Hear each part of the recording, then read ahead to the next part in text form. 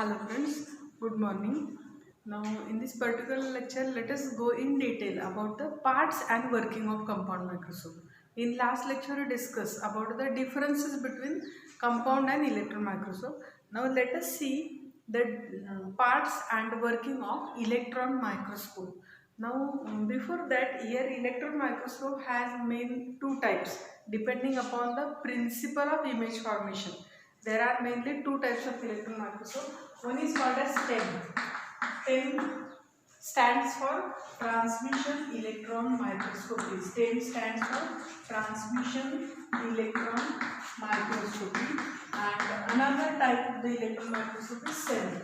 SEM stands for scanning electron microscopy. Scanning electron microscopy. Now, these are the two different ways by which this electron microscope works. So there are two types of electron microscope, TEM and SEM. They work differently, but they have more or less same construction. So first of all, we will go for the parts and construction of electron microscope, and side by side we will discuss about the how there is working of principle under the transmission electron microscopy and scanning electron microscopy. Now first of all, which are the parts in electron microscope? First and very important part of the electron microscope is electron gun. As you know, in case of electron microscope, light is not used for the illumination. Instead of light, there is use of electron beam, high voltage electron beam. High voltage electron beam is used.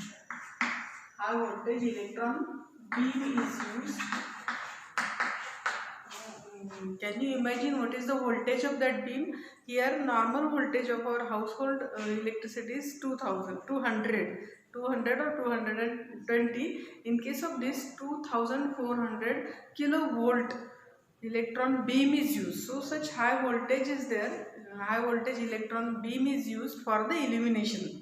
म्हणजे light वापरता compound microscope, त्याच्याऐवजी इथं हाय voltage electron beam वापरला जातो. And that was generated by first part of the electron microscope, that is electron gun.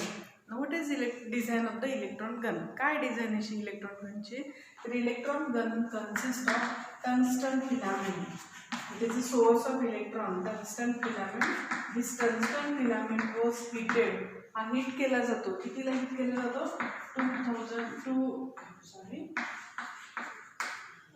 2700 degree Celsius high टेम्परेचरला tungsten filament heat केला जातो. It generate the electron. त्याच्यातून electron generate होतात. And this high volt electrons was given with the high voltage. So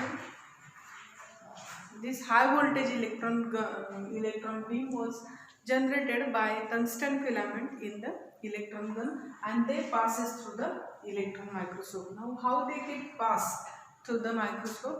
For that reason there is a positively charged anode, and positively charged anode, with the help of positively charged anode, that high voltage electron passes through the electron microscope. Now here there is a special thing. These high voltage electrons are very lighter in weight to that of the air.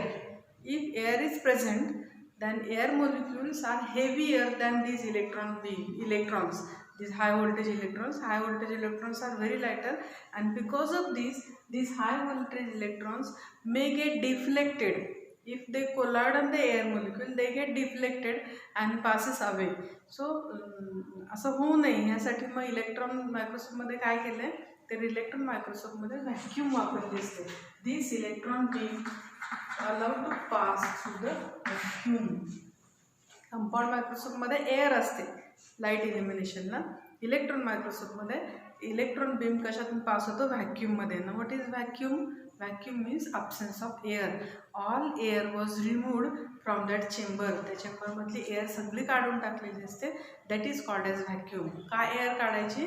Because this high voltage electron beam may collide on the air molecule and they get deflected. तसं होऊ नये यासाठी air काढून vacuum create केलेली असते. In that vacuum also medium of the electron microscope for passing this beam is vacuum. So this is the illumination. This vacuum fall under this electron beam, sorry, sorry, passes through the vacuum and then they fall on the specimen, and from the specimen they passes from the specimen and then enters into the objective, and from objective they passes towards the eyepiece, and from eyepiece they are given to the detector, and with the help of detector or projector lens they projected on the projector screen, or you may get image on the computer screen. Now what is the nature of this objective and eyepiece lenses present in the electron microscope? Here this objective and eyepiece lenses of the electron microscopes are made up of electromagnetic material. They are electromagnetic coils are there instead of objective and eyepiece. तुम्हाला आठवते compound मायक्रोस्कोपमध्ये ग्लासच्या lenses वापरलेले आहेत objective आणि eyepiece तयार करायला. इथं मात्र objective आणि आयपीस कशाचे असतात? इलेक्ट्रोमॅग्नेटिक कॉइल्सचे असतात. These electromagnetic coils are given with the electric current, and by changing the voltage of that current you can focus the specimen. Compound मायक्रोस्कोपमध्ये ऑब्जेक्टिव्ह तुम्ही वर खाली करू शकता नॉबनी आणि फोकसिंग करता. इथं काय करायचं आहे तर इलेक्ट्रोमॅग्नेटिक कॉईलला करंट दिलेला असतो, त्या करंटचं व्होल्टेज चेंज करायचं आणि focusing was perform. So focusing was perform by electromagnetic coil. Focusing was perform by changing the current of electromagnetic coil. So these are the objective and eyepiece. Now what is the specimen? तुम्ही sample घेता कशावर? Compound मायक्रोस्कोपमध्ये glass स्लाइडवर तुम्ही sample घेता. इथं sample कसं घेणार आहे तर sample was placed on a slide made up of copper. इथं ग्लासची स्लाइड वापरली जात नाही, कॉपरची ग्रीड वापरतात. ग्रीड म्हणजे विट, थोडक्यात विटेसारखं स्ट्रक्चर आहे त्याचं. Copper grid which is coated by carbon coated glass.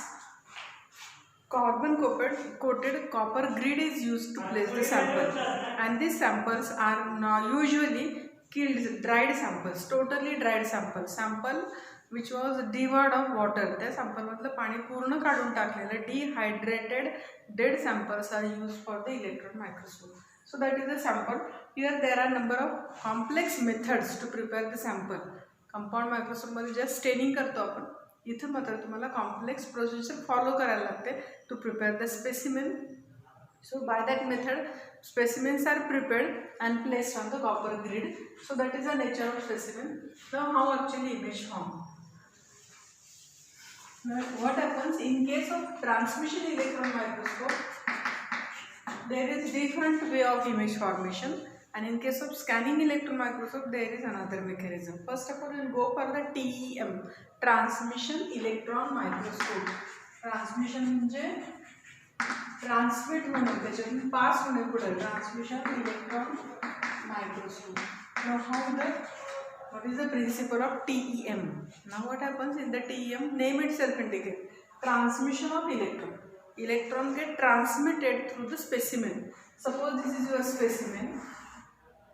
In case of transmission, for transmission electron microscope we require the ultra thin sections of the specimen. Specimen तुम्हाला dissect करून घ्यायला लागेल, त्याचं थीन सेक्शन करून घ्यायला लागतो. अल्ट्रा थीन तो सेक्शनची जर तुम्ही डेप्थ बघितली, डायमीटर हे बघितली, विड्थ बघितली तर it is in the micro, it should be in the micron. So ultra thin sections are perform. तो तुमचा जो स्पेसिमेन असेल तो कट करून घ्यायचा. कट कसा करायचा तर अल्ट्रा थीन त्याची थिकनेस राहिली पाहिजे. So that specimen was given here. So that is the nature of specimen. Ultra thin sections specimens are taken. When electron fall on that specimen, त्या specimen मध्ये इलेक्ट्रॉन फॉल होतील तेव्हा त्या specimen मध्ये electron dense area जिथं असेल, electron dense area, suppose this is the specimen, काही specimen असेल, सेक्शन असेल, इथं काही तो तुमचा पार्ट आहे, इथं पार्ट असेल, तर when electron fall on the electron dense area, जिथे इलेक्ट्रॉन डेन्सर एरिया आहे, from the dense area large electrons will absorb and very less number of electrons will transmit. And when electron fall on the thin thin means electron thin area, जिथं फार structure नाही आहे, ती electronically thin area आहे. In through that large number of electrons will transmit. इथून तुम्हाला जास्त electron transmit होतील. इलेक्ट्रॉन डेन्स एरियामधून लेस इलेक्ट्रॉन ट्रान्समिट होतील, जास्त इलेक्ट्रॉन तिथे ॲब्सॉर्ब होतील. अशा लायटर एरियामध्ये मात्र ॲब्सॉर्प्शन कमी होईल, मोर electrons will get transmit. So this is the difference. Transmittance difference was captured by electromagnetic objective lens, then it was given to the eyepiece lens, and that difference was given to the detector, and detector gives the shaded image. Shaded image means on the screen we get the area which transmit less electron will be dark gray color, and the area which transmit more electron will be observed lighter or brighter. So the image will be in contrast, light and bright image, light and dark image will be obtained. In case of electron microscope we doesn't obtain colored image. इथे आपल्याला colored image मिळणार नाही. Compound microscope मध्ये आपण colour बघतो, जसे स्टेन वापरेल तसं कलर मिळतो तुम्हाला. इथं मात्र तुम्हाला शेडेड इमेज मिळते. Shaded means grey, black and white image. जिथं ब्राईट एरिया आहे, जास्त इलेक्ट्रॉन्स आले तो व्हाईट दिसेल, जिथे इलेक्ट्रॉन कमी आले तो डार्क दिसेल. So that is the transmission electron microscope. Electrons get transmitted and according to the thickness there is transmission. जिथे atomic thickness जास्त असेल तिथे जास्त तुम्हाला कमी ट्रान्समिशन मिळेल, जिथे थिन एरिया असेल तिथे जास्त ट्रान्समिशन मिळेल. So that is the transmission electron microscopy. and another type is scanning electron microscopy. Scanning electron microscopy works differently. हे मात्र वर्क डिफरंट होतं. ट्रान्समिशन इलेक्ट्रॉन मायक्रोस्कोपमध्ये we get all details of the स्पेसिमेनमधले आतले सगळे डिटेल्स मिळतात तुम्हाला. तसं स्कॅनिंगमध्ये नाही. स्कॅनिंगमध्ये यू रिक्वायर द और स्कॅनिंग इज जस्ट स्कॅनिंग. हे जस्ट स्कॅनिंग आहे, सरफेस स्कॅनिंग केलं जातं. सरफेस प्रॉपर्टीज आपल्याला बघता येतात ऑब्जेक्ट स्पेसिमेनच्या. and here sections are entirely taken in its 3-dimensional structure. There is no any section or there is no any cutting. तिथं cut वगैरे काय करायचं नाही. ACM मध्ये आहे असं सेक्शन सॅम्पल घ्यायचं. Suppose is your sample, don't need to make it dissect it, don't need to make the section of the sample आहे असं घेतलं जातं. सो now in case of scanning electron microscopy it gives idea about the surface topography. Surface topography म्हणजे त्याचं surface कसं आहे. तुम्हाला TEM मुळे आतलं स्ट्रक्चर ऑब्झर्व करता येतं ॲट द नॅनोमीटर लेवल. तुम्ही नॅनोमीटर लेवलपर्यंत जाऊन बघू शकता की प्रोटीनची अरेंजमेंट कशी आहे, न्यूक्लिअर मटेरियल कसं अरेंज झालं, किंवा तुमचं DNA कसं अरेंज झालं आहे. All that details can be obtained by transmission electron microscopy. तसं स्कॅनिंगचं आहे. Scanning electron microscopy only gives the surface topography. फक्त तुम्हाला सरफेसचं कळेल, सरफेसमध्ये उंचवटा आहे, खोलगट आहे किंवा आणखीन कसं असेल त्या फॉर्ममध्ये तुम्हाला ती इमेज बघता येईल. आतले डिटेल्स तुम्हाला स्कॅनिंगमध्ये मिळत नाही. Scanning is just a surface scanning. Now what happens in case of what is the working in the SEM.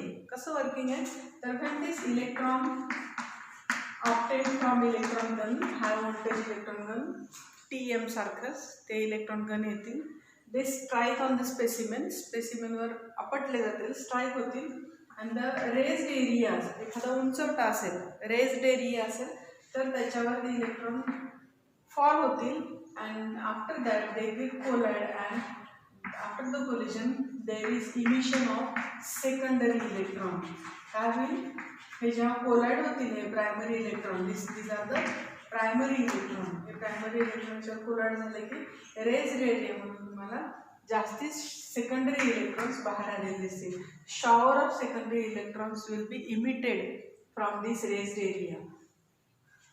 Here if this electron primary electron fall on the thin एरियावर जर एखादा खोलगट असेल, एरिया डीपर एरिया असेल तर त्याच्यावर ते fall होतील primary electron. And there is generation of less secondary electron. Here there is more secondary electron. So there is the difference between the shower of secondary electron. जो raised area आहे, उंचवटा आहे, तिथे जास्त सेकंडरी इलेक्ट्रॉन मिळतील. जो area deeper आहे म्हणजे थिन आहे तिथं तुम्हाला लेस सेकंडरी इलेक्ट्रॉन मिळतील. जिथं जास्त इलेक्ट्रॉन्स मिळाले तो एरिया ब्राईट दिसेल आणि जिथं लेस इलेक्ट्रॉन मिळाले तो डार्क ग्रे दिसेल. So black and white image again we get the black and white. It is called as scanning electron microscopy. स्कॅनिंगमध्ये तुम्हाला सेकंडरी इलेक्ट्रॉन्स इमिट होतात. जेव्हा तुमचं हे मेन इलेक्ट्रॉन फॉल होतील, प्रायमरी इलेक्ट्रॉन गनमधून हे इलेक्ट्रॉन येतील, ते फॉल होतील, हे तुमचे प्रायमरी इलेक्ट्रॉन. ते फॉल झाल्यानंतर ह्याच्यातून सेकंडरी इलेक्ट्रॉन इमिट होतील आणि in terms of that secondary electron you get the image. जिथे इलेक्ट्रॉन जास्त आहे तो एरिया ब्रायटर दिसेल म्हणजे तिथं उंचवत आहे आणि जिथे कमी मिळाले इलेक्ट्रॉन तो डार्क दिसेल, तो तुमचा खड्डा आहे किंवा तो तुमचं थिन एरिया आहे. So with the help of this we get the image. Now what is the magnification? आता ह्याच्यात मॅग्निफिकेशनची काय भानगड आहे तर magnification of this compound microscope is in the lakhs. तुम्हाला खूप जास्ती मॅग्निफिकेशन मिळतं. आणि रिझॉल्युशन कसं आहे तर तुम्हाला माहिती आहे रिझॉल्विंग पॉवर आपण कशी काढतो. रिझॉल्विंग पॉवर नंतर लिमिट ऑफ रिझॉल्युशनचं फॉर्म्युला काय तर λ/2ne. न्यूमेरिकल ॲपर्चर आपण कंपाऊंड मायक्रोस्कोपमध्ये स्टडी केले किंवा आपण असं कॅल्क्युलेट करतो λ/0.5 इंटू λ/na म्हणजे n sin थीटा असं कॅल्क्युलेट करतो आपण. कंपाऊंड मायक्रोस्कोपमध्ये तुम्हाला डी जो मिळतो रिझॉल्विंग पॉवर जी मिळते लिमिट ऑफ रिझॉल्युशन हे किती आहे कंपाऊंड मायक्रोस्कोपमध्ये limit of resolution is 0.2 micrometre.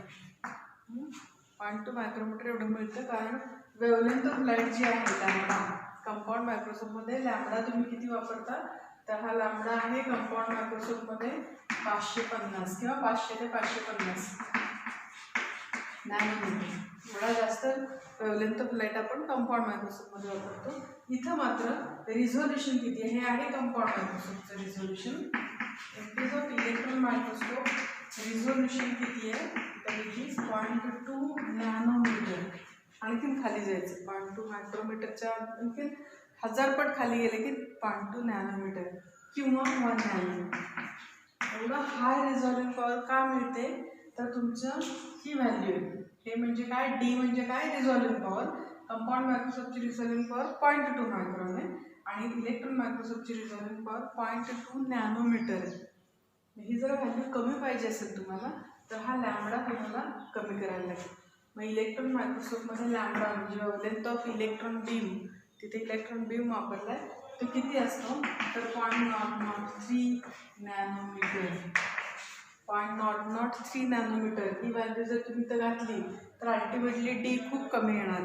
त्यामुळे रिझॉल्विंग पॉवर कमी येणार. रिझॉल्विंग पॉवर कमी म्हणजे लिमिट ऑफ रिझॉल्युशन कमी म्हणजे रिझॉल्विंग पॉवर कमी. त्यामुळं तुम्हाला हाय रिझॉल्युशन मिळतं and that is the property of the compound electron microscope. Electron microscope have very high magnification that is in the 1 lakh times. 1 lakh पट मिळते इमेज तुम्हाला मोठी.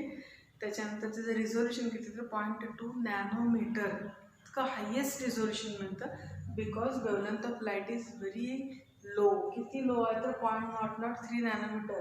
कंपाऊंड मायक्रोस्कोपमध्ये आपण 500 ते 50 नॅनोमीटर वापरतो त्यामुळं रिझॉल्युशनच मिळत नाही. 1000x मॅग्निफिकेशनच्या पुढे गेले की तुम्हाला इमेज व्यवस्थित दिसत नाही. इथं तसं नाही. 1 लाख मॅग्निफाय केलं तर तुम्हाला 1 लाख टाइम्स मॅग्निफाय केलं तर तुम्हाला डिटेल्स सगळे दिसतात इमेजचे. So that is the advantage of electron microscope. So that is about the in short about the parts and functions of the working of the electron microscope. So for this time we will stop here and in next lecture we will see the next part. Thank you. Yes.